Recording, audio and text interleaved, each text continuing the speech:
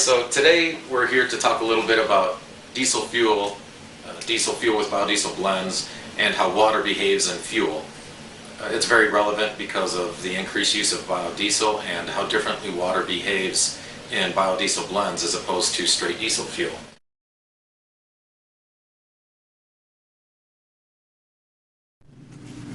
So what we have here are two samples, one a number 2 diesel fuel sample, and this is a B20 blend. And what we have is water that's been added to the samples. And what I want to show you here is you can see here in the diesel sample that the water is clearly a separate fraction at the bottom. The top fuel is quite clear. You can see the numbers through there.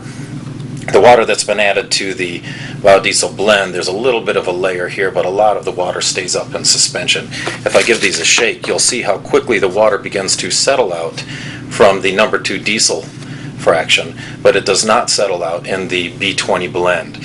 And this is a problem because most of the methods for detecting water traditionally have been for detecting what we call water bottoms. It picks up when we start to get water building up in this fraction at the bottom of a tank, and that has worked fairly well.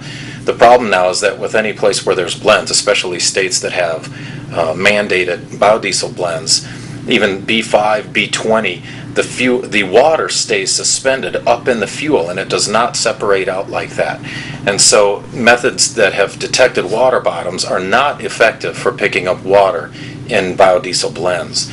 That is why we need a test for doing that. The fleet fuel testing water test does detect entrained and suspended water, and it detects it in the roughly 100 parts per million range. The ASTM standard for diesel and biodiesel is 500 parts per million.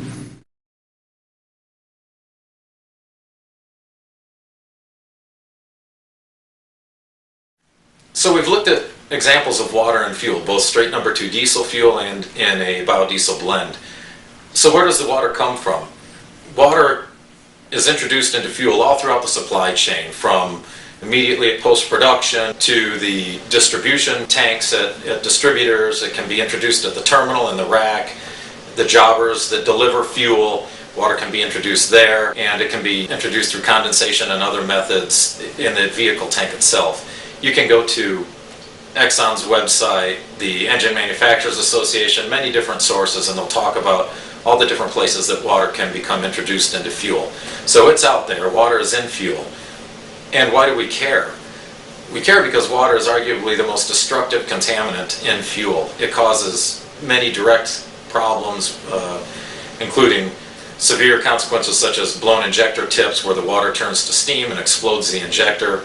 It can change the viscosity of fuel, which can stress injection pumps, all of these leading to expensive repairs. It corrodes metals, leading to premature wear of engines. It supports microbial growth, so you have yeast and mold and bacteria potentially growing in the fuel and clogging filters and breaking down fuel prematurely, which leads to higher acid, which has a whole other host of problems. So water causes a lot of problems in fuel. What is very important then is to know when it's there so you can take the appropriate action before it leads to very expensive repair and damage to engines.